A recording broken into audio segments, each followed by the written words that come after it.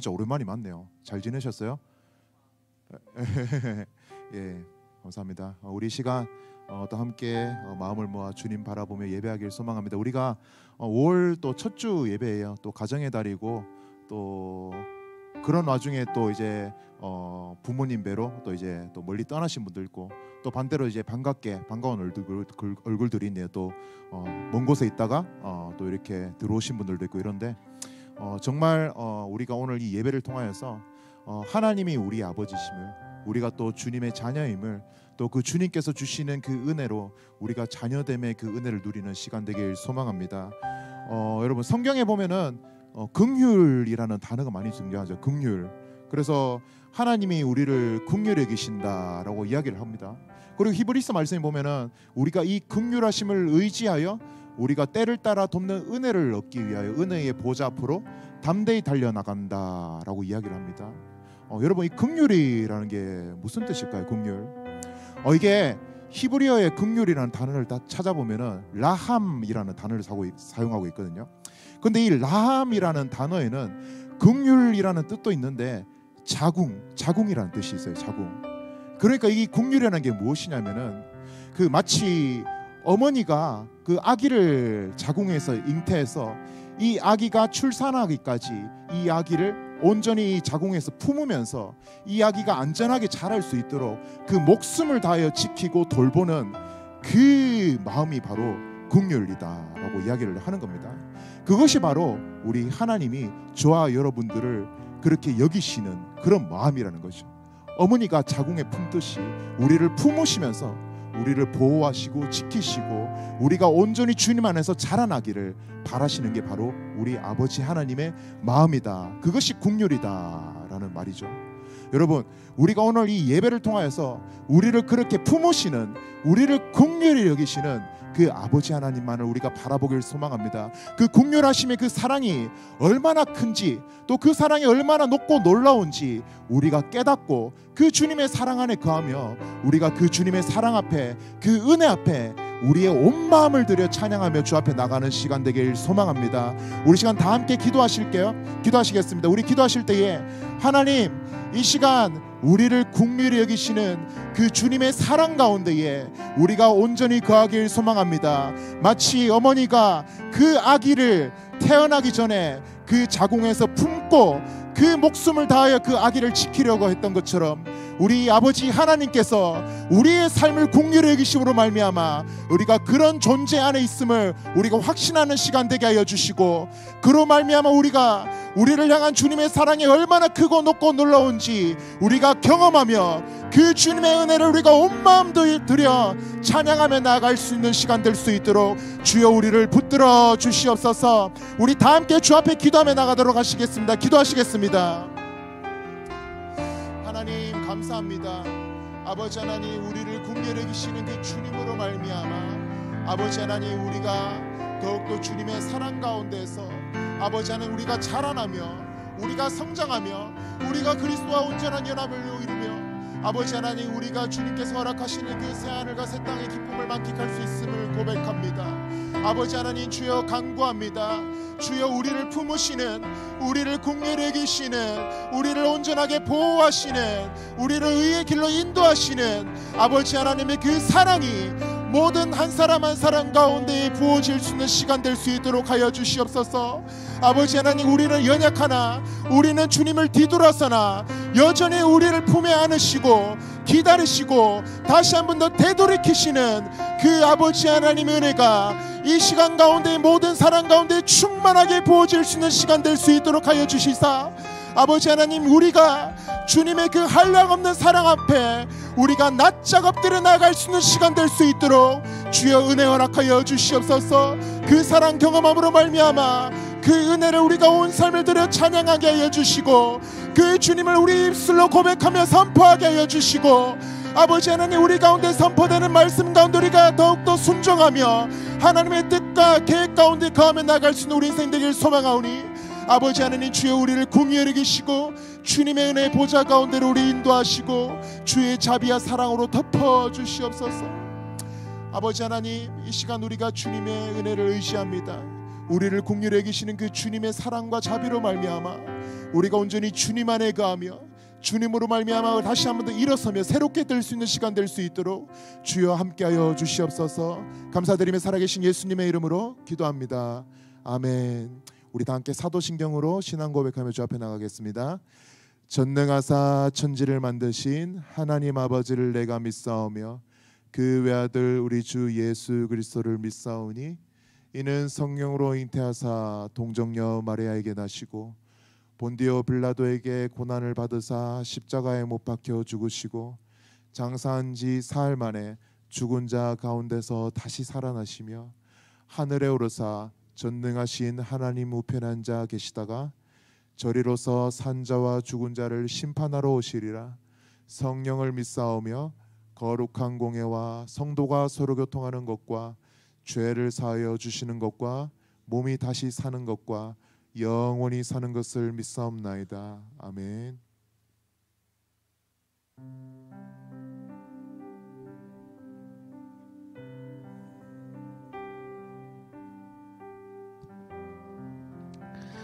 할렐루야. 우리 하나님을 찬양합시다.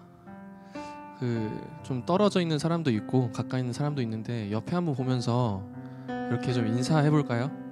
네, 사랑합니다. 사랑합니다. 사랑합니다. 우리 한 번 더 사랑합니다. 한 번 더 인사해 볼까요? 하나님이 당신을 사랑하십니다. 하나님이 당신을 사랑하십니다. 하나님이 당신을 사랑하십니다. 하나님이 나를 사랑하십니다. 그 예수 그리스도의 십자가 안에서 우리 함께 하나님을 찬양하며 나아갑시다.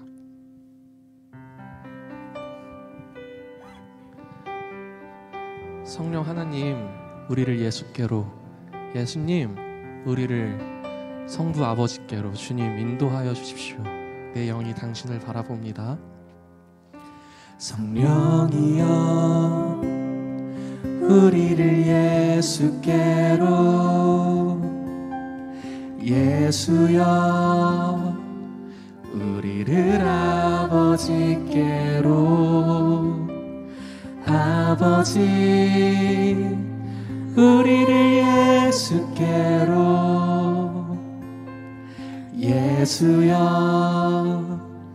우리를 성령께로, 성령이여, 성령이여 우리를 예수께로, 예수여, 예수여 우리를 아버지께로, 아버지 우리를 예수께로,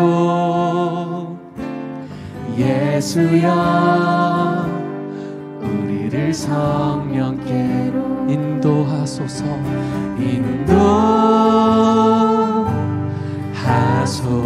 인도하소서.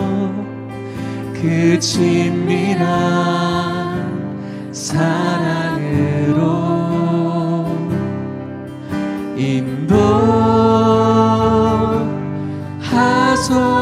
인도하소서. 그 영원한 사귐으로. 그렇습니다. 성령님, 우리를 그렇게 인도하여 주십시오. 참된 그 하늘나라를 경험하길 원합니다. 우리 다시 한번 고백하며 나아갑니다. 성령이여, 성령이여 우리를 예수께로, 예수여, 예수여 우리를 아버지께로, 아버지, 아버지 우리를 예수께로, 예수여 우리를 성령께로, 성령이여, 성령이여 우리를 예수께로, 예수여, 예수여 우리를 아버지께로, 아버지 우리를 예수여 우리를 인도하소서 인도하소서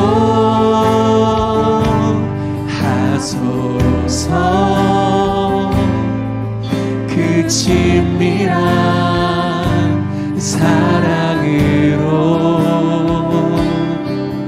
인도하소서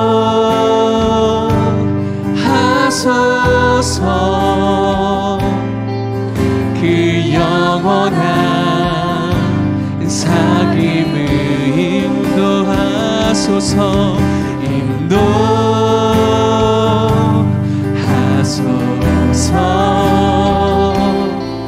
그 친밀한 사랑으로 인도하소서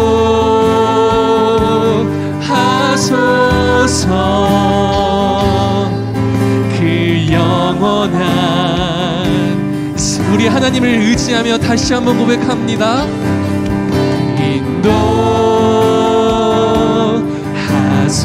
인도하소서 그 친밀한 사랑으로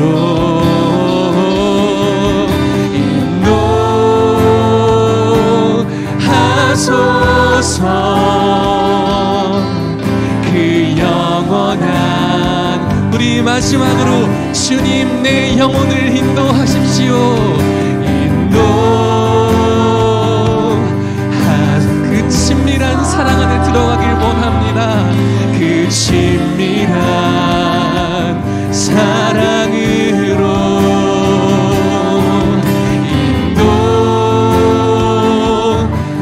인도하소서 그 영원한 사귐으로 주님 그렇게 친밀한 하나님과의 그 교제 가운데 내 영혼이 들어가길 원합니다. 나의 사랑 너는 어여쁘고 참 귀하다. 어느 보석보다 귀하다. 내가 사랑스럽지 않을 때 너를 온전히 사랑하고 너와 함께하려 내가 왔노라. 우리 다시 한번 고백합니다. 나의 사랑 나의 사랑 여러분 믿어지십니까? 너는 어여쁘고 참 귀하다. 어느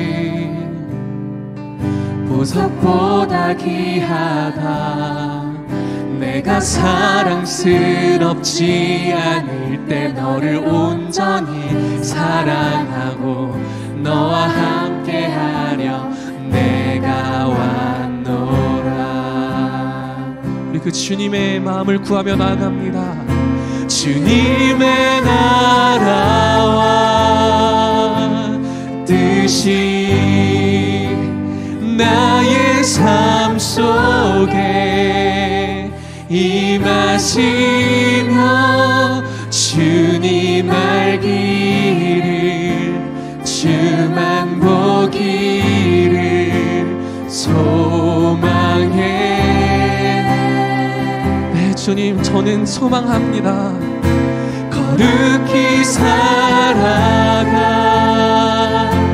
힘과 두려움 없는 믿음 주신 나의 하나님 완전한 사랑 찬양해. 우리 하나님을 찬양합니다. 주의 사랑 결코 변치 않는다. 이 사랑은 결코 변치 않아. 모든 계절 돌보시네. 풀은 마르고 꽃은 시드나 주의 말씀은 신실해. 실수가 없으신 주. 다시 한번 고백합니다. 주의 사랑, 주의 사랑, 이 사랑은 결코 변치 않아. 너의 모든 계절에 함께한다. 계절 돌보시네. 풀은 마르고 꽃은 시드나 주의 말씀은 신실해.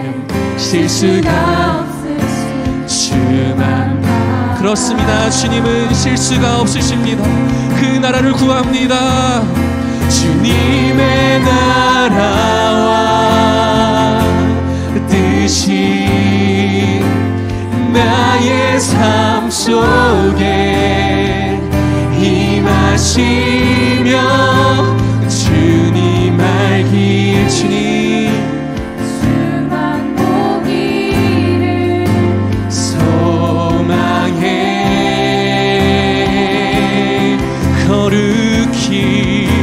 거룩히 살아갈 힘과 두려움 없는 믿음 주신 나의 하나님 완전한 사랑. 자, 우리 한번 믿음으로 고백합니다. 주님의 나라와 뜻이 그 나의 삶 속에 주님의 나라와 뜻이 나의 삶 속에 임하시며 주님 알길 원해요. 주님 보길 원해요. 소망해. 주님 거룩히 살아갈 힘과 두려움 없는 믿음 주실 당신을 신뢰합니다. 주실 나의 하나님, 우리의 하나님 완전한 사랑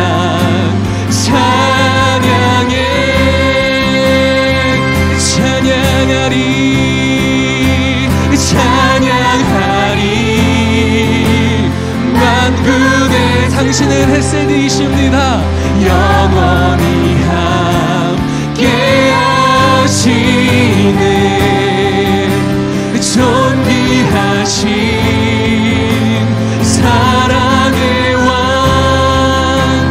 영원히 통치하신 찬양하리 만군의 주 영원히 함께 하시네. 존귀하신 사랑의 왕 영원히 우리 마지막으로 한 번 더 고백합니다. 찬양하리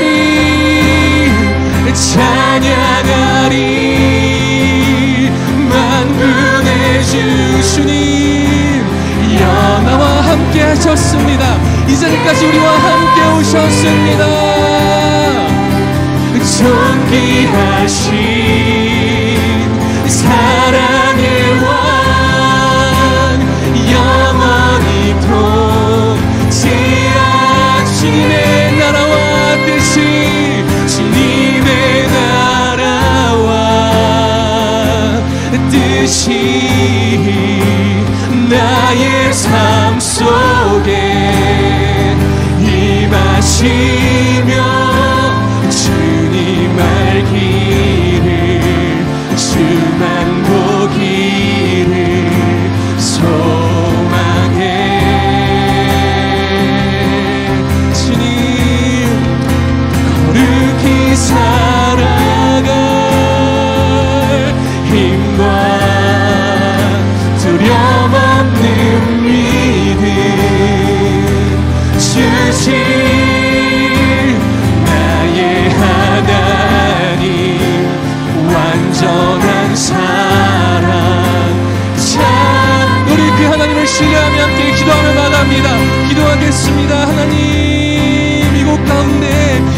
당신을 신뢰하며 나아가 이곳까지 당신께서 우리를 인도하셨습니다. 주님, 당신을 바라봅니다. 당신을 의지합니다. 이미 선한 일을 시작하신 당신께서 끝날까지 하나님의 양들을 이끄시며 하나님의 교회를 통치하시며 사랑의 왕께서 우리를 다스려 가실 거라는 그 믿음이 내 안에는 주님 있으니 주님 그렇게 일하여 주십시오. 하나님은 신실하십니다. 하나님은 선하십니다. 하나님은 영원하십니다. 주님, 당신께서는 사랑의 왕이시니 주님, 그 당신의 사랑 안에, 당신의 마음 안에, 그 예수 그리스도의 보혈 안에 아버지 죄인이 나아갑니다.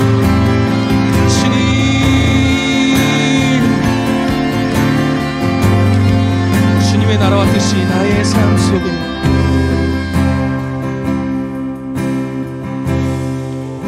주님의 나라와 뜻이 나의 삶 속에 임하시며 주님 알기를 주만 보기를 소망해. 주님 그렇습니다. 거룩히 살아갈 힘과 두려움 없는 믿음 주신 나의 하나님, 완전한 사랑 찬양해. 우리 그 주님을 기억하며 예배로 나아갑니다. 기도하면서 나아가겠습니다. 주님, 오늘 이 예배 가운데 다시 한번 그 당신을 경험하길 원합니다. 주님, 우리의 마음을, 아버지 우리의 시선을 주님 당신께로 돌려주십시오. 당신께 더욱 나아가길 원합니다. 주님 일하여 주십시오. 함께 기도하면서 나아가겠습니다. 기도하겠습니다. 주님, 하나님의 일하심을 기다립니다. 하나님의 일하심을 기다립니다. 하나님 당신의 말씀을 기다립니다. 당신의 주권을 기다립니다. 아버지 당신의 사랑을 기다립니다. 나의 마음 가운데 주님 말씀하시고 당신의 시선으로 말씀하시고 주님, 하나님보다 먼저 앞서가지 않으며 하나님의 마음보다 내 마음이 향하는 곳이 아니라 아버지 당신의 마음과 당신의 시선이 향하는 곳으로 우리의 햇사드가 향하길 원하오니 주님 그 은혜를 주님 도와여 주십시오. 주님 붙들어주시고 주님 함께하여 주십시오. 우리는 주님 하나님의 공동체입니다. 아멘. 믿습니다.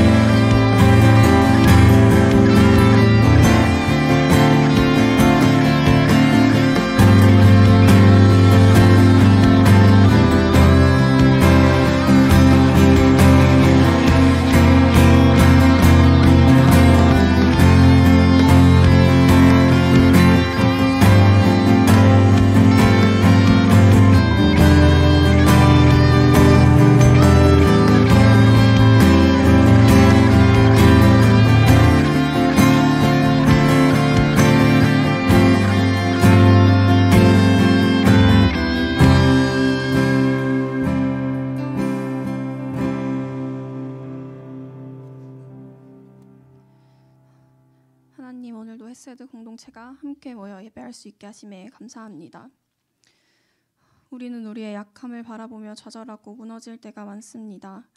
만물의 통치자이신 하나님을 기억하며 주님께서 주시는 은혜와 기쁨으로 하루를 살아낼 수 있도록, 또 선하신 하나님을 바라볼 수 있도록 은혜를 더하여 주세요. 매일의 삶 속에서 주님을 더 깊이 알아가고 풍성히 누리는 햇세드 공동체 되게 하여 주세요. 주님, 우리가 매일 주님을 더 갈망하고 더욱 알아가며 사랑하길 원합니다. 일주일의 삶을 되돌아보며 내가 어떤 일을 얼만큼 했는지에 기준을 두며 삶을 평가하는 것이 아니라 우리의 삶에서 주님을 얼마나 찾았고 누렸는지를 먼저 생각하게 해주세요. 오늘 예배를 위하여 기도합니다. 사랑으로 하나 되어 영과 진리로 당신을 예배하고 찬양하길 원합니다. 말씀 전하시는 목사님께도 영육간의 강건함을 더하여 주셔서 주님께서 주시는 지혜로 말씀을 전하게 하여 주시옵고, 말씀을 듣는 우리는 넘치는 기쁨과 감사로 당신을 예배하게 하여 주세요.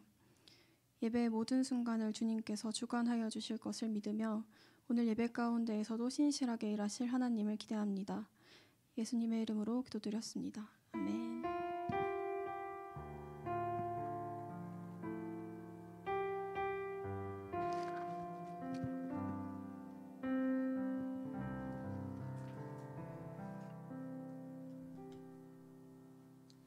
네, 우리 함께 말씀 볼까요? 오늘 함께 나눌 말씀은 사사기 3장 15절부터 30절까지의 말씀입니다. 16절의 말씀 굉장히 긴 말씀입니다. 그래서 사사기 3장 15절부터 30절까지 말씀인데요.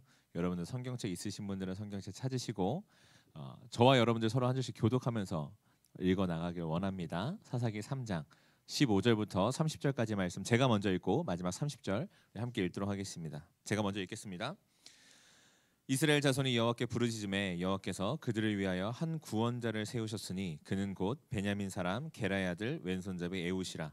이스라엘 자손이 그를 통하여 모압 왕 에글론에게 공물을 바칠 때에 에웃이 길이가 한 규빗 되는 좌우에 날선 칼을 만들어 그의 오른쪽 허벅지 옷 속에 차고 공물을 모압 왕 에글론에게 바쳤는데 에글론은 매우 비둔한 자였더라.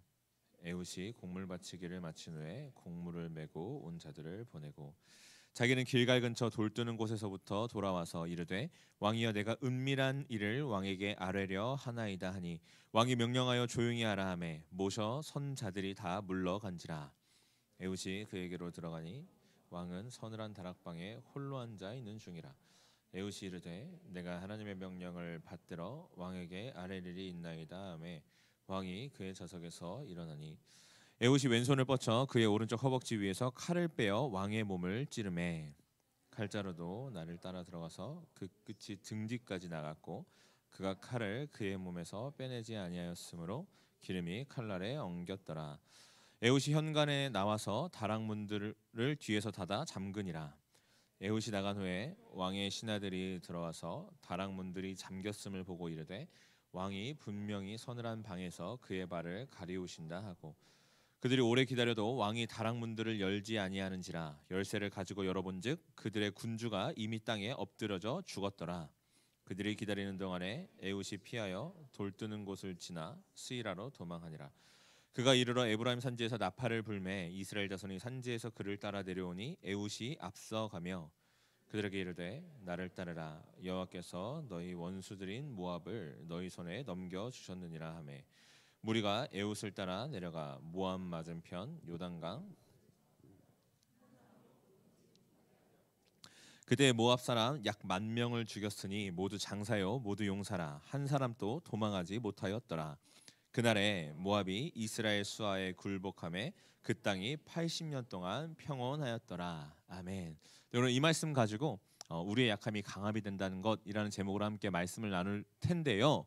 오늘 이렇게 보니까 오랜만에 저희 청년 예배 참석하신 분도 계신 것 같고 또 이렇게 친구 따라서 또 아는 분 따라서 특별히 오늘 이렇게 같이 예배 참석하신 분들이 많은 것 같아요. 그래서 제가 이런 거 원래 잘 안 하는데 우리 옆 사람과 한번 인사할까요? 네, 참 잘 오셨습니다. 네, 참 잘 오셨습니다. 네, 반갑습니다. 네, 오랜만에 보는 분들도 굉장히 많고, 네, 반갑습니다. 가정의 달이라서 모든 청년들도 많은 대신에 또 이렇게 새로운 청년들도 많이 보니까 너무 좋네요. 바라기는 이곳에 모인 모든 여러분들이 말씀을 통해서 또 예배 가운데 풍성한 은혜를 누리고 돌아가시기를 주님의 이름으로 축복합니다. 우리 이 시간 함께 말씀 나누고자 하는데요. 지난번에 제가 사실 벌써 설교를 2주나 제가 못하고 다시 오랜만에 와서 온니엘에 대해서 지난번에 제가 설교할 때 나눴습니다. 기억이 나시나요? 온니엘 어떤 사람이었죠? 첫 번째 사사로서 그는 이미 사사기 1장에서도 등장할 만큼 용사였습니다. 그리고 그가 사사로 섰을 때 그를 통해서 메소포타미아의 왕을 단번에 무찌르는, 그냥 단 한 절로서 그 모든 것을 다 담을 수 있을 만큼 단번에 무찌르는 그런 사사로 온니엘이 등장했음을 우리는 기억합니다. 그와는 다르게 오늘 우리가 함께 읽은 에웃은요, 벌써 우리가 읽은 본문만 해도 몇 절이에요? 16절이잖아요. 사실은 앞에 더 있어요. 12절부터 30절까지 훨씬 더 많은 내용을 담고 등장하는 사람이 바로 에훗입니다. 그래서 이 에훗의 이야기는요, 읽으면 읽을수록 굉장히 세세하고 우리에게 무언가 하나님께서 에훗을 통해서 드러내시고자 하는 것이 있는 것처럼 느껴질 만큼 그렇게 길게 서술되어 있는 것이 에훗에 대한 이야기입니다. 그래서 오늘은 이 에훗에 대해서 우리가 함께 나누면서 하나님께서 에훗을 통해 우리에게 무엇을 말씀하시고자 하시는가를 함께 나누는 시간을 가지려고 합니다. 먼저 그 에훗이 등장했을 때 당시의 이스라엘 상황에 대해서 함께 좀 살펴볼게요. 온니엘로 인해서 40년 동안 이스라엘은 평화를 맛보았습니다. 그런데 지난번 설교 때도 말씀드렸듯이 온니엘이 죽었더라 하고 나서 그 다음에 뭐가 등장한다고 그랬죠? 이스라엘이 여호와 앞에서 또 여호와 목전에서 악을 행하매, 그렇게 등장한다고 했습니다. 이스라엘은요, 온니엘이 죽자 다시 악을 행했습니다. 그리고 하나님은 그런 이스라엘을 모압 왕 에글론의 손에 붙이십니다.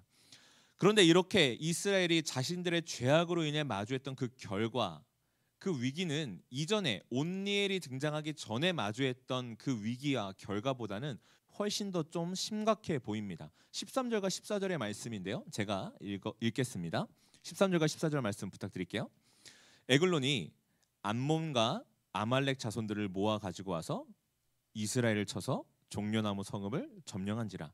이에 이스라엘 자손이 모압 왕 에글론을 18해 동안 섬기니라.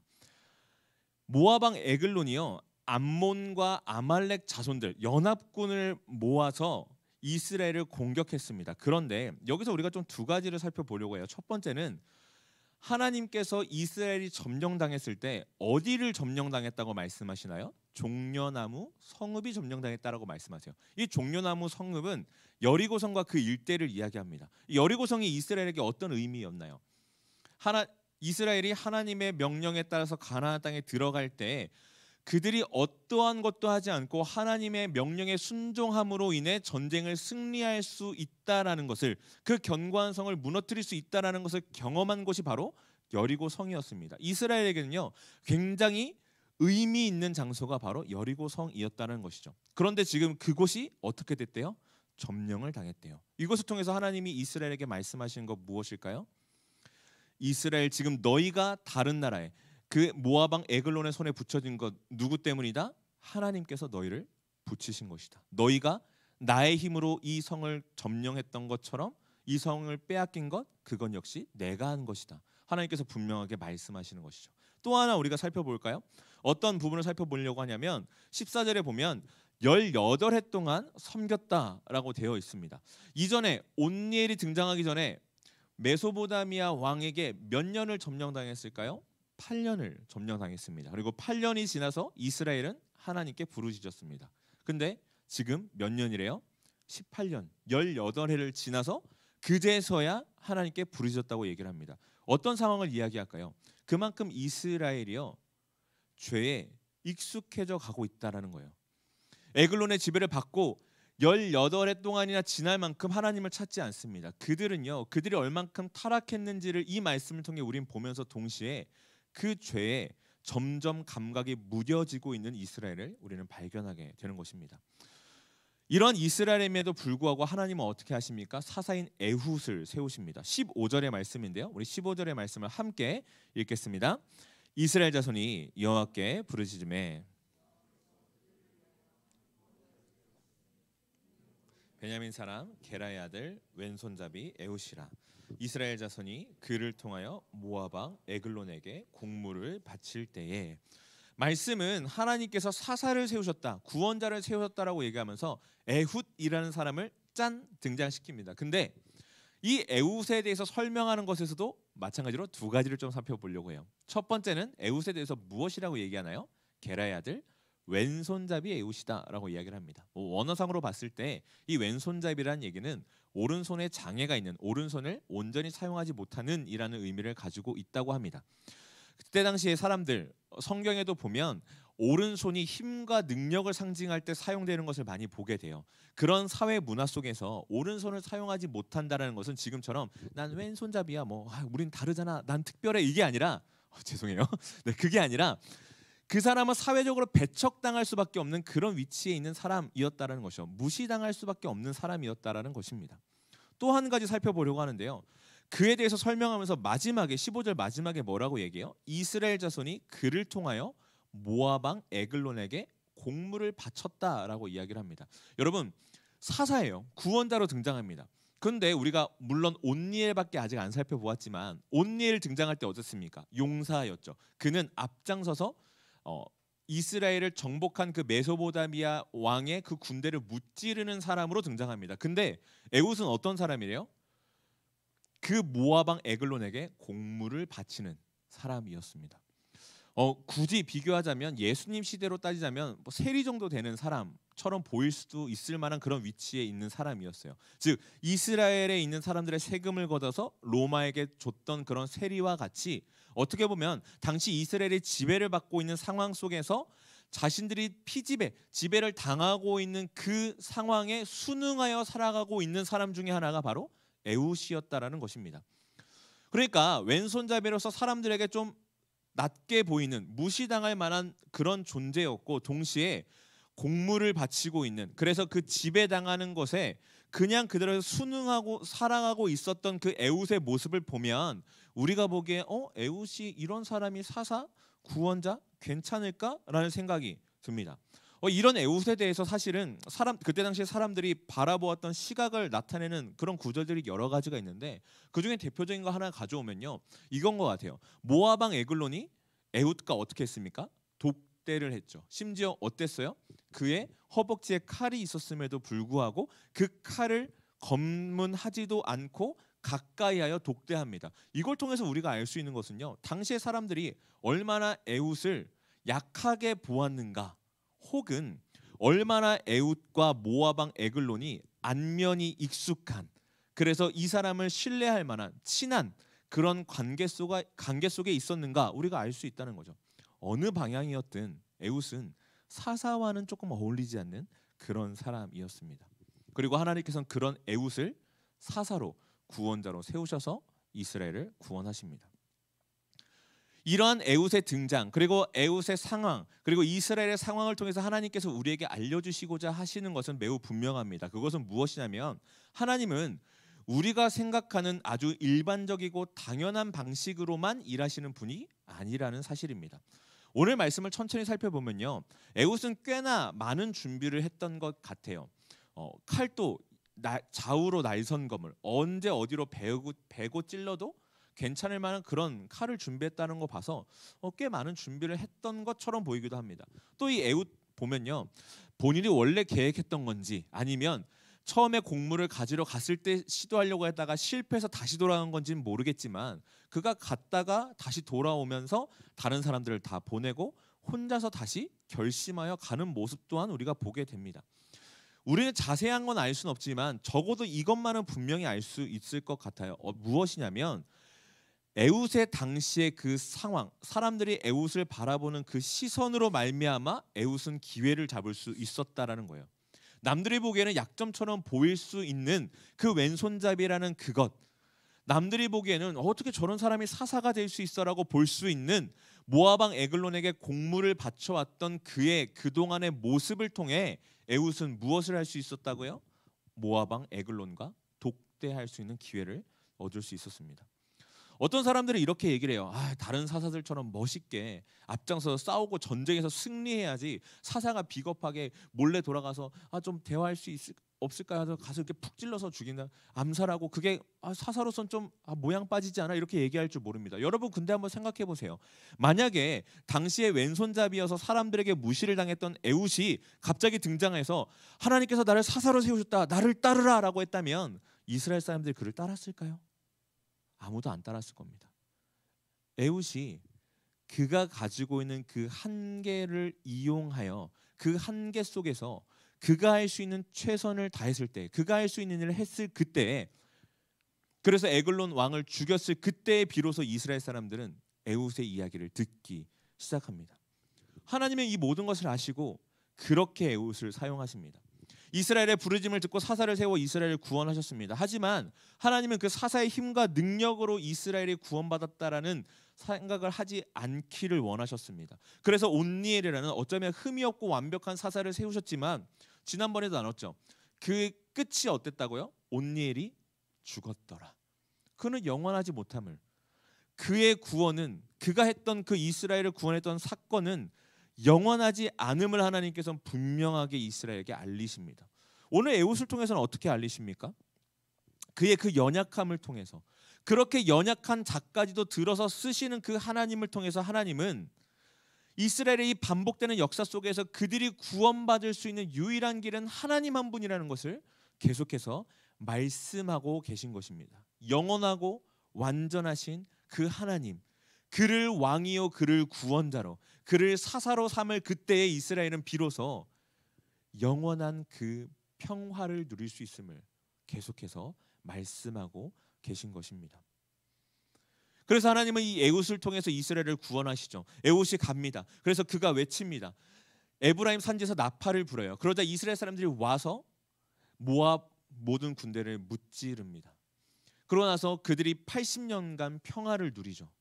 그걸 통해서 하나님 무엇을 말씀하신다고요? 야 봐라, 저 왼손잡이 에훗, 너희가 보기에 너희 나라의 부역자 같이 보이는 그 에훗을 통해서도 하나님, 나는 일한다, 분명하게 말씀해 주시는 것이죠.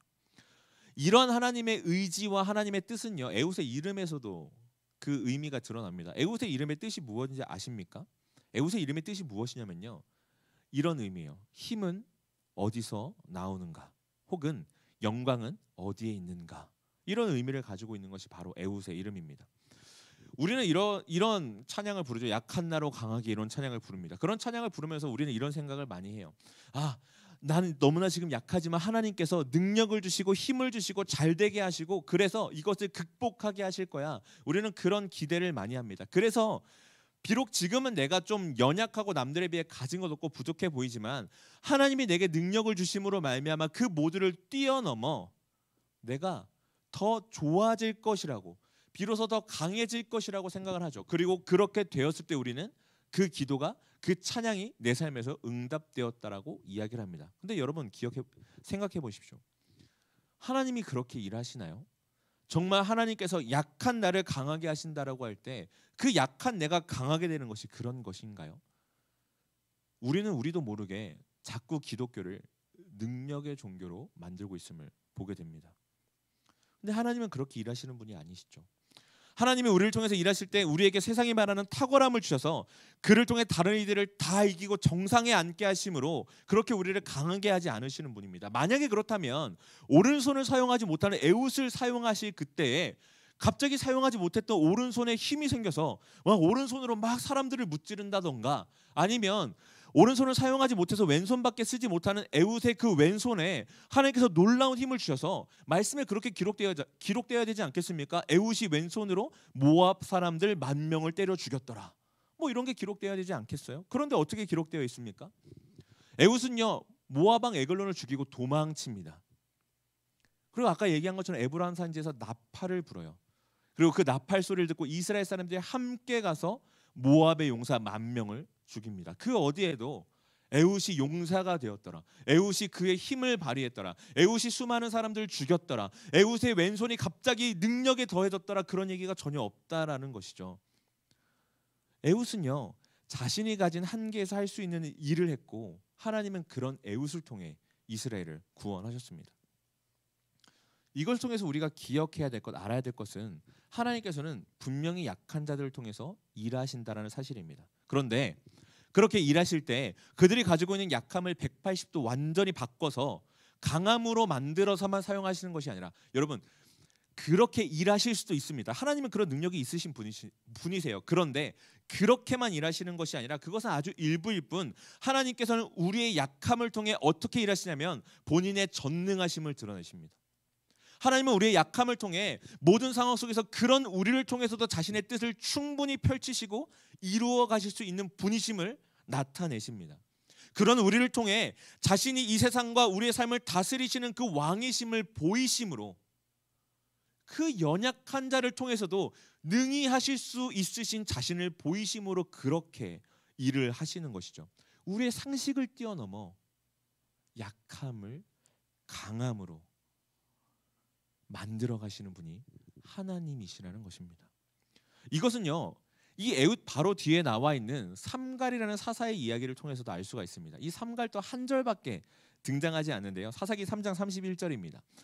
함께 우리 31절을 읽도록 하겠습니다. 에웃 후에는 아나세 아들 삼갈이 있어 소모는 막대기로 블레셋 사람 600명을 죽였고 그도 이스라엘을 구원하였더라. 이 삼갈에 대해서는요 딱 한 절로 이야기를 해요. 근데 이 삼갈에 대해서 많은 학자들이 여러 의견을 내놓습니다. 왜냐하면 이 아낫의 아들이라는 것이 이 아낫이라는 사람이 이스라엘 족속의 이름에서 찾기 어려운, 그래서 그 이방인이라고 얘기하는 학자들도 있습니다. 뭐 어찌 되었건 중요한 것은 삼갈은 그렇게 출신이 알려지지도 않은 사람이었고 뿐만 아니라 이 삼갈에 대해서 이야기하면서 성경 어디에서도 삼갈이 언제 등장해서 언제 그렇게 일을 했다라는 것을 전혀 기록하고 있지 않습니다. 근데 우리가 추측할 수 있는 것은 바로 이 뒤에 4장 1절에서 에웃이 죽으니라고 이야기를 하고 그 다음 사사가 등장하는 것으로 보아 많은 학자들은 이 삼갈이 에웃과 동시대에 있었던 사람일 것이다라고 추측을 합니다. 자, 이것을 통해서 우리가 알 수 있는 것이 무엇인가요? 이런 질문 들지 않으세요? 아니, 에웃으로 말미암아 이스라엘이 80년 동안 평화를 얻었다면서요. 근데 왜 또 사사 삼갈이 필요했을까요? 삼갈은 누굴 무찔렀다고요? 블레셋을 무찔렀다고요. 에웃은 누굴 무찔렀어요? 모압 왕 에글론을 무찔렀어요. 아니, 모압 왕 에글론으로부터 80년 동안 평화를 얻었는데 그때 왜 갑자기 블레셋이 등장하고 왜 삼갈은 블레셋을 무찔러야만 했을까요? 이걸 통해서 우리가 알 수 있는 것은요, 에웃을 통해 평화를 얻은 그 80년 사이에서도 여전히 이스라엘은 죄를 지었고 그로 말미암아 여전히 이스라엘은 다른 민족들에게 괴롭힘을 당했었다라는 것을 우리는 알 수 있습니다. 그런데 성경은 뭐라고 얘기하죠? 그 80년을요 평화의 시대였다라고 이야기를 합니다. 왜 그럴까요? 이를 통해서 성경이 우리에게 말해주는 것은 아주 분명하죠. 이스라엘이 처한 상황과 그들의 삶은 여전히 그대로일지라도, 여전히 그들은 죄를 짓고 그로 말미암아 여전히 다른 민족으로 인해 괴롭힘을 당하는 그런 상황일지라도 하나님께서 그들과 함께 하신다면, 하나님께서 그들 가운데 계셔서 그들의 강함이 되어 주신다면 그때 다른 민족의 공격은 아무것도 아님을, 모압을 이기신 그 하나님이 그들을 지키시기에 블레셋의 공격쯤은 아무것도 아님을 우리는 이 말씀을 통해서 발견하게 되는 것입니다. 즉 하나님이 모압이나 블레셋보다 강하신 분이요, 그렇기에 이스라엘의 강함이 군대의 숫자나 부요함, 어떤 공격도 받지 않음, 그래서 평화, 정말 말 그대로 평화를 누림, 우리 생각 속에 그 평화, 그랬을 때 거기서 강함이 오는 것이 아니라 하나님과 함께 하심, 하나님이 그들과 함께 하셨음, 하나님이 그들의 강함이 되심, 그것으로 말미암아 거기서 이스라엘의 강함이 온다라는 것, 이스라엘의 평화가 온다라는 것을 우리에게 알려주고 있는 것입니다. 여러분, 성경 속에서 이런 일들을 우리는 수도 없이 발견합니다. 야곱 한번 생각해 볼까요? 야곱은 자신의 사랑하는 아들을 잃었다라는 그 상처를 안고 살아가는 사람이었습니다. 그리고 자신이 살고 있는 땅에 기근이 찾아왔을 그때 곡식을 구하러 애굽의 아들들을 보냈는데 그때 자신이 또 사랑하는 막내 아들 베냐민마저 잃을까 전전긍긍했던 사람이 바로 야곱입니다. 그런데 이 야곱이 자신이 너무나 사랑했던 아들 요셉이 총리가 되었음을 알고 애굽으로 가죠. 그리고 그곳에서 요셉의 그 고백을 듣습니다. 하나님께서 나를 이곳에 미리 보내셔서 우리의 가족들이 이곳에 와서 풍성히 누릴 수 있게 한다, 생명을 구하셨다라는 그 요셉의 고백을 듣고 애굽으로 갑니다. 그래서 그곳에서 야곱은 무엇을 하나요? 당시의 최강대국인 애굽 왕 바로에게 하나님의 이름으로 축복합니다. 여러분, 야곱은요 그때 당시에 130세의 노인이었습니다. 일개 70명의 가족을 다스리는 그냥 한 부족의 족장이었습니다. 야곱에게 그 바로를 축복할 수 있는 어떤 힘, 능력이 있었습니까? 아니요. 야곱도 스스로 그 바로를 축복하면서 이렇게 고백해요. 나는 130세 된 노인으로서 험악한 세월을 보내온 자이다. 그렇게 고백하죠. 그런데 그 험악한 세월을 통해서 야곱이 무엇을 경험했기에 지금 그 바로를 축복합니까? 하나님이 나와 함께 하셨음을 알았기에. 하나님이 나와 함께 하셨을 때 내가 강함이 됨을 알았기에, 하나님이 함께 하셨을 그때에 내 앞에 있는 자가 당시에 모두가 두려워 떨고 있는 바로 왕일지라도 하나님이 바로보다 높으시고 그렇기에 내가 하나님의 이름으로 그를 축복할 수 있음을 알았기에 야곱은 바로를 축복하고 있는 것입니다. 골리앗 앞에 섰던 다윗은 어땠나요? 사람들은 다윗을 비웃었습니다. 소년이었죠. 심지어 갑옷, 투구조차 맞지 않는 사람이었습니다. 그래서 그는 다 벗어 던지고 무엇 들고 나갔나요? 물맷돌 들고 나갔습니다. 여러분, 그 다윗이 물맷돌 가지고 골리앗을 쓰러뜨렸을 그때 사람들이 다윗의 그 물맷돌 놀라운 스킬에 감탄했을까요? 야, 정말 잘 돌린다. 어떻게 저거 던져서 딱 맞췄을까? 거기에 감탄했을까요? 아니요. 사람들은 무엇을 더 기억했을까요? 다윗의 이 고백입니다. 나는 만군의 여호와 이름 곧 내가 모욕하는 이스라엘 군대의 하나님의 이름으로 나간다. 사람들은 그걸 통해서 아는 거예요. 아, 하나님이 우리의 군대 장관이 되시는구나. 하나님이 우리의 왕이 되시는구나. 그 하나님은 저 어린 다윗을 통해서도 저 작은 물맷돌을 통해서도 일하시는 분이구나. 그 사실을 이스라엘이 깨달았을 그때에 그들은 그 블레셋과 골리앗을 물리칠 수 있었던 것입니다. 여러분, 예수님은 어떠셨습니까? 가장 높은 곳에 계셨던 분이 가장 낮은 곳으로 오셨죠. 배척당하셨습니다. 비주류에 계셨습니다. 자신을 찬양하던 이들에게 고난 당하셨습니다. 자신의 모든 것을 내어주고 생명까지 주셨습니다. 우리가 보기에는요, 전혀 값지지 않았어요. 패배처럼 보였습니다. 죽음이었습니다. 그런데 그것이 무엇이었습니까?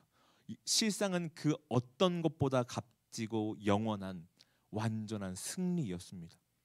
그렇기에요, 그 예수 그리스도의 이름을 가진 자는, 그 이름을 믿는 자는 절대 약하지도 않고 패배자도 아닙니다.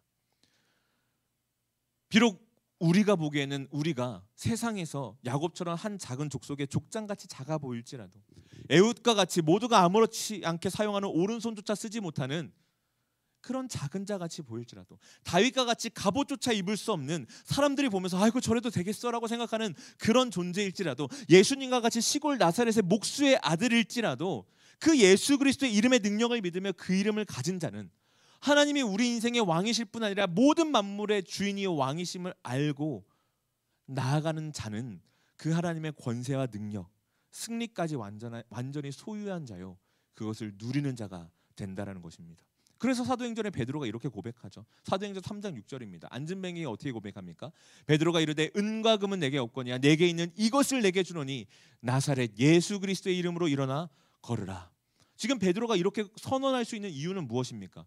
알고 있는 거예요. 은과 금이 중요한 것이 아니라는 것을 아는 겁니다. 이 안진뱅이에게 지금 필요한 것은 은도 아니요 금도 아니요 오직 예수 그리스도의 그 이름이라는 것을, 그 능력의 이름이라는 것을 베드로가 알고 있기 때문입니다. 그것이 그의 인생의 유일한 답임을 알았기에 지금 베드로는 선언하며 외치는 겁니다. 나사렛 예수 그리스도의 이름으로 일어나 걸으라. 내가 이것을 너에게 준다. 그리고 안진뱅이는 어떻게 됐습니까? 그는 일어났고 구원을 얻었습니다. 사랑하는 청년 여러분, 우리의 약함을 알 때 우리는 그를 통해 하나님의 크심과 강하심을 알게 됩니다. 기억하시죠? 여기서 약함은요, 가난, 힘없음, 질병 그런 것만을 이야기하는 것이 아닙니다. 우리의 존재 자체를 이야기하는 겁니다. 내가 내 인생에서 나의 힘으로 할 수 없음을 느끼는 그 모든 순간, 그래서 하나님이 필요하다고 느끼는 그 모든 순간, 그것이 우리 인생의 약함이죠. 그리고 그때 우리는 하나님이 우리의 하나님 되심으로 말미암아 우리 역시 그와 같이 되었음을, 그 권세를 우리가 얻었고 그 능력을 우리가 얻었으며 승리한 자가 되었음을 우리는 깨닫게 됩니다. 그렇게 우리가 소망하고 자랑할 것은요, 이 세상에서의 부요함과 강함이 아닙니다. 나의 능력 없음이 갑자기 월등히 뛰어넘어서 능력이 있어졌음, 내가 누군가를 이겼음, 예전보다 나아졌음, 그것이 우리의 자랑이 아닙니다. 우리의 자랑은요, 나의 구원자시오 나의 산성이시오 요새이신 오직 예수 그리스도, 그분 한 분입니다. 우리의 삶을 통해 그분의 완전함이 드러나는 것, 그것이 우리의 강함이요 우리의 기쁨이며 우리의 자랑인 것입니다. 그래서 바울은 고린도후서에서 이렇게 이야기하죠. 고린도후서 4장 7절입니다. 우리가 이 보배를 질그릇에 가졌으니 이는 심히 큰 능력은 하나님께 있고 우리에게 있지 아니함을 알게 하려 함이라. 우리는요, 자꾸 질그릇이 아니라 질그릇에서 그 다음으로 업그레이드 되기를 소망합니다. 금그릇이 되길 원하고요, 은그릇이 되길 원하고요. 적어도 안 되면 철그릇이라도 되기를 원합니다.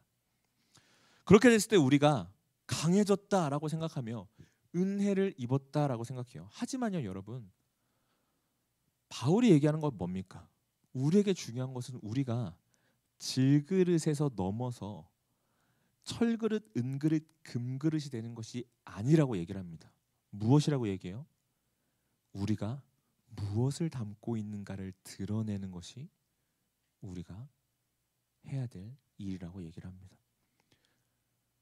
우리 스스로가 조금이라도 금이 가면 다시는 복구할 수 없고 금세 부서져 버리는 질그릇과 같이 연약한 존재임을 기억하고, 또 그런 존재임을 부끄러워하는 것이 아니라 그렇기에 우리 스스로를 그 말씀 앞에, 십자가 앞에서 깨뜨리고 부서뜨림으로 우리가 담고 있는 그 보배를 이 세상 가운데 드러낼 그때에, 그것이 바로 우리의 능력이 되고 우리의 강함이 되며 우리의 소망이 되고 우리의 자랑이 된다.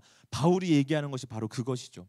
그렇게 될 때 우리가 우리의 삶에서 그 그리스도의 은혜와 승리, 기쁨을 맛보게 된다. 그렇게 이야기를 하고 있는 것입니다. 사사 삼갈이 등장할 때 그랬던 것처럼 우리의 삶은 여전히 그대로일지 몰라도 그럼에도 불구하고 주님이 주시는 온전한 평화를 누리는 그런 삶을 살게 되는 것입니다.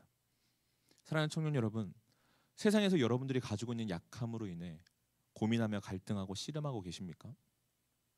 그 약함이 두려워 숨기거나 그 약함으로 인해 부끄러워하지 마시길 바랍니다.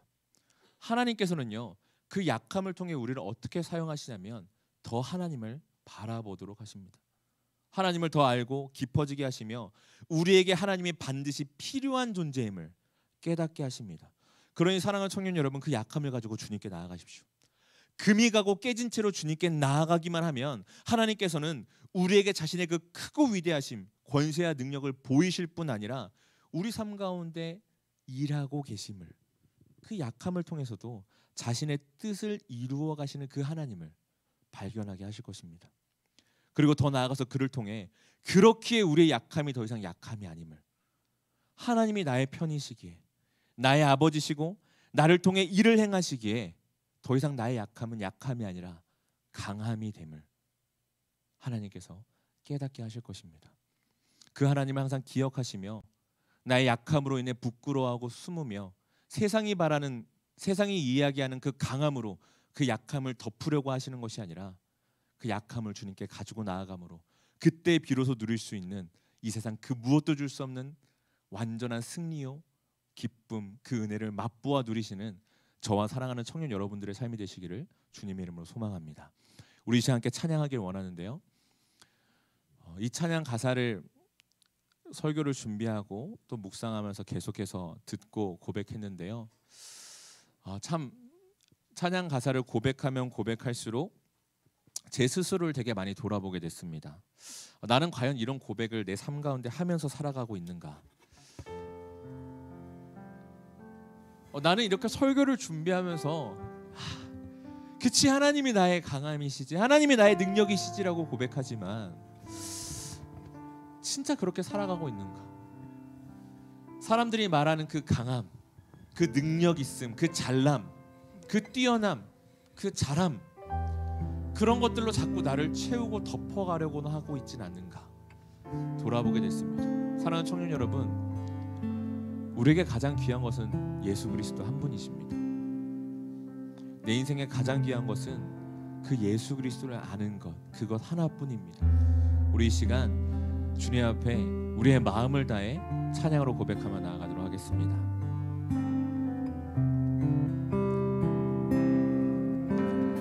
내 안에 가장 귀한 것 예수를 알미라.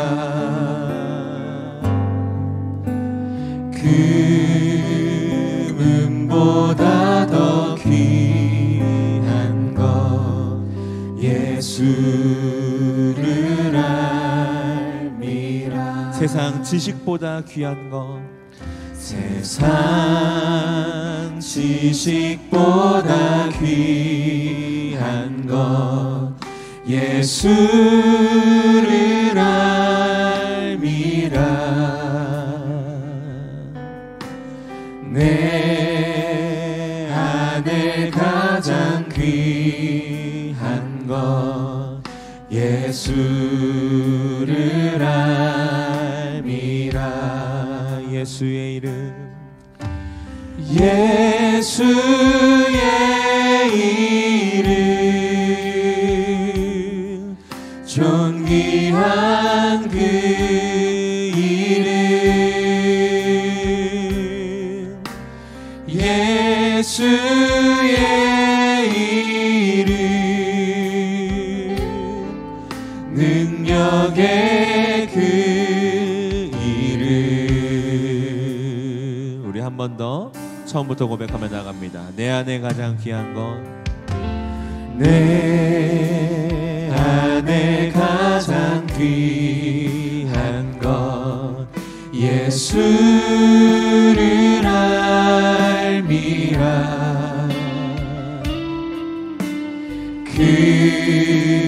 금은보다 더 귀한 것 예수를 알미라. 세상 지식보다 귀한 것, 세상 지식보다 귀한 것 예수를 알미라.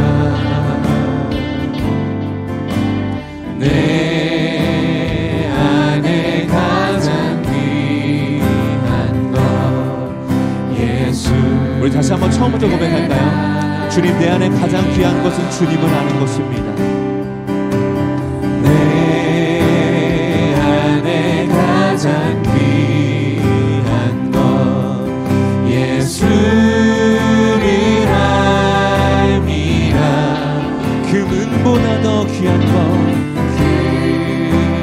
금은보다 더 귀한 것 예수를 알미라. 세상 지식보다 귀한 것 예수를 알미라. 세상 지식보다 귀한 것 예수를 알미라. 내 안에 가장 귀한 것 예수를 알미라. 예수의 이름, 예수의 이름, 존귀한 그 이름, 예수의 이름, 능력의 그 이름, 예수의 이름, 예수의 이름, 존귀한 그 이름,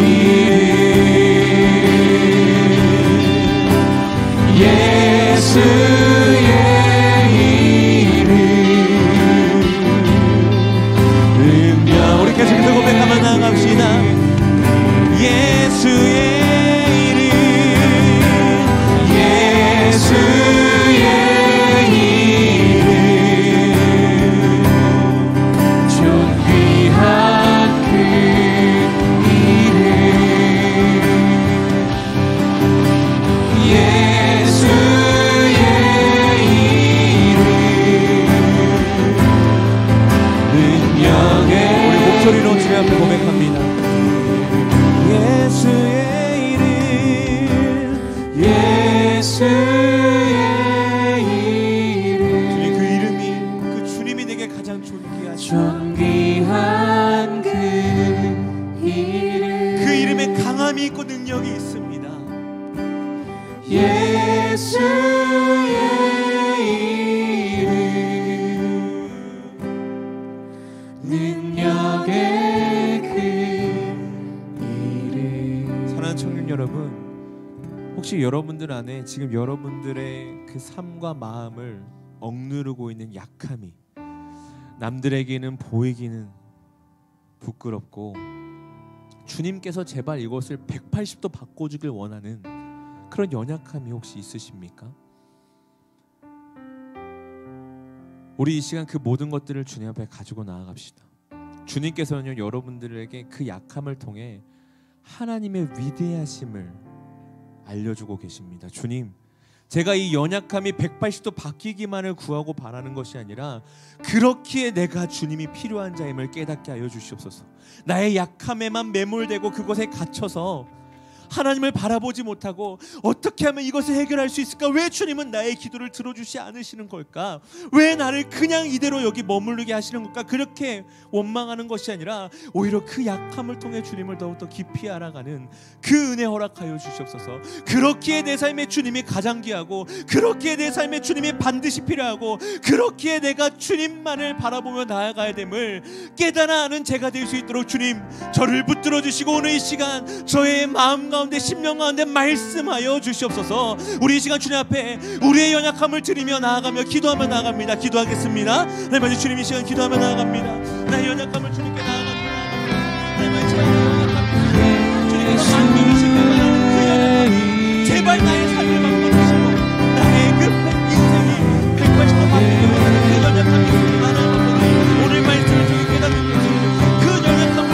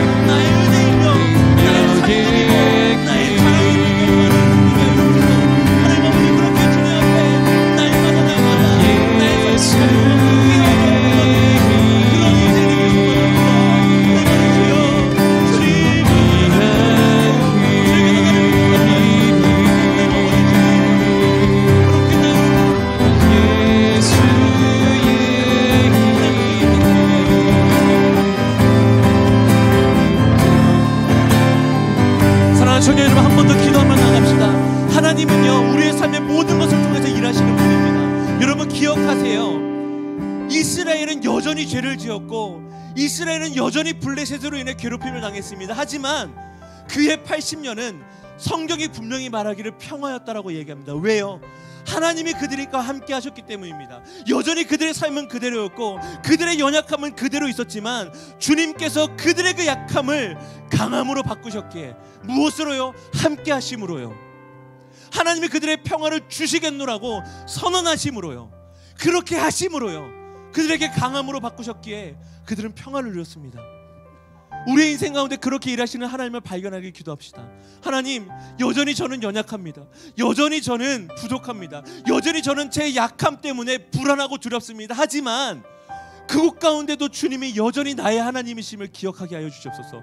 그래서 나는 여전히 그대로일지라도 주님이 함께 하시기에 더 이상 그것은 나의 불안함이요, 나의 두려움이요, 나의 약함이요, 내가 숨길 것이 아니라 나의 자랑이요, 나의 기쁨이고 나의 은혜고 나의 승리임을, 주님을 만날 수 있는 그 통로임을, 그것을 통해서 나와 함께 하시는 주님을 내가 경험하고 깨닫게 되는 그 길임을 알고 그렇게 누려가는 나의 삶 되게 하여 주시옵소서.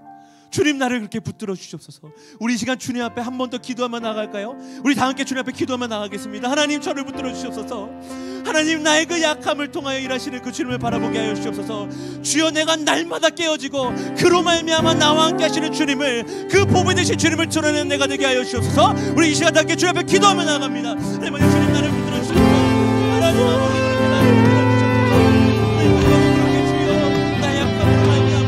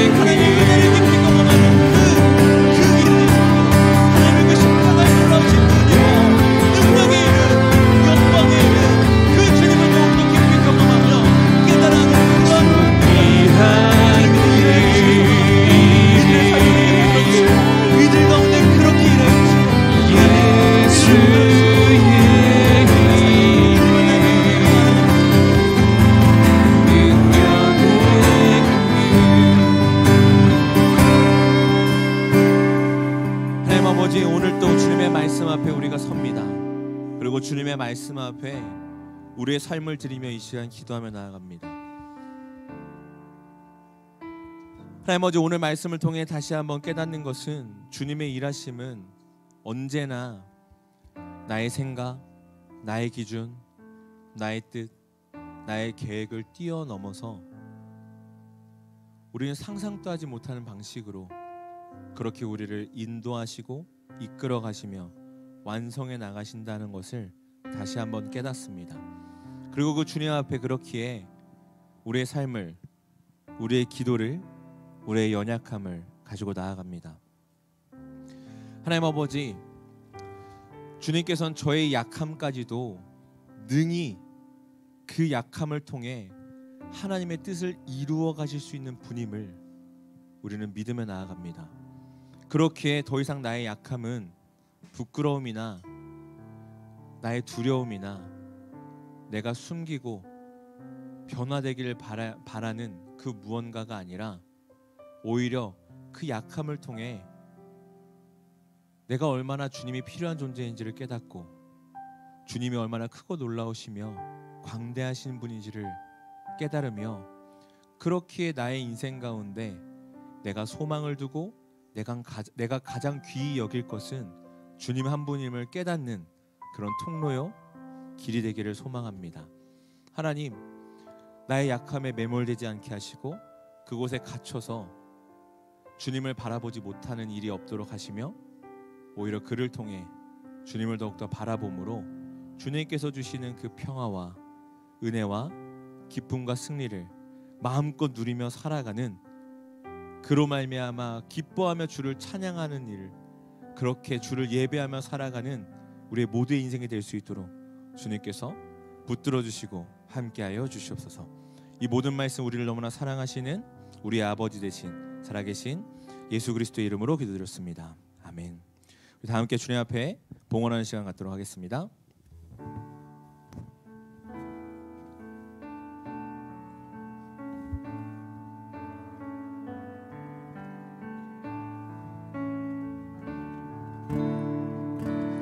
나의 맘 받으소서. 오셔서 주님의 처소 삼으소서. 나의 전부이신 주여 내 맘을 받아주소서. 오 나의 맘을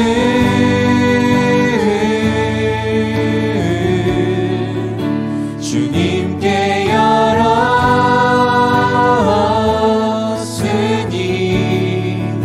주여 내게 오셔서 내 맘에 거하여 주옵소서. 주가 기뻐하는 주의 성전 되게 하소서. 나의 맘 받으소서. 오셔서 주님의 처소 삼으소서. 나의 전부이신 주여 내 맘을 받아주소서. 주여 내 맘을 받아주소서.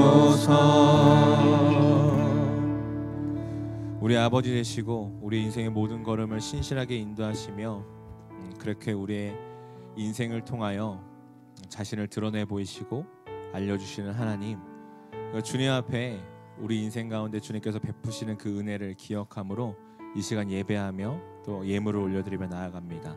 시간으로 마음으로 물질로 우리가 드릴 수 있는 것들을 주님께 구별하여 드리는 모든 손길들을 주님께서 기억하여 주시고, 바라기는 그 손길들 가운데 주님께서 또 이곳에 모인 모든 예배하는 청년들 가운데 주님께서 일하여 주시고 또 말씀하여 주셔서 그들의 인생이 그냥 그렇게 흘러가는 인생이 아니요 연약한 채로 두어진 인생이 아니라 하나님께서 매 순간 그들을 붙들고 계시며 그렇게 모든 걸음걸음을 인도하고 계시고 그렇게 만들어가고 계심을, 그렇게 완성해 나갈 것임을 깨달아 알아 그로 말미암아 힘을 얻고 다시금 용기를 내 한 걸음을 내딛어 나가는 모든 청년들의 삶이 될 수 있도록 주님께서 함께 하시고 인도하여 주시옵소서. 이 모든 말씀 살아계신 예수 그리스도의 이름으로 기도드렸습니다. 아멘. 이제는 주 예수 그리스도의 은혜와 하나님의 사랑하심과 성령님의 교통하심이 나의 모든 것을 통해서 일하시고 자신의 뜻을 이루어 가시는 그 하나님을 알아서 하나님이 나의 아버지시요 그렇게 나의 힘이요 강함임을 알고 보내신 자리에서 나는 점점 깨지고 쇠하며 오직 그 하나님의 크심만이, 그 복음의 능력만이 드러나기를 소원하는 이 자리에서 각 처소에서 영상으로 예배하는 모든 주의 자녀들 머리 위에 이제와 영원토록 함께 있을지어다. 아멘.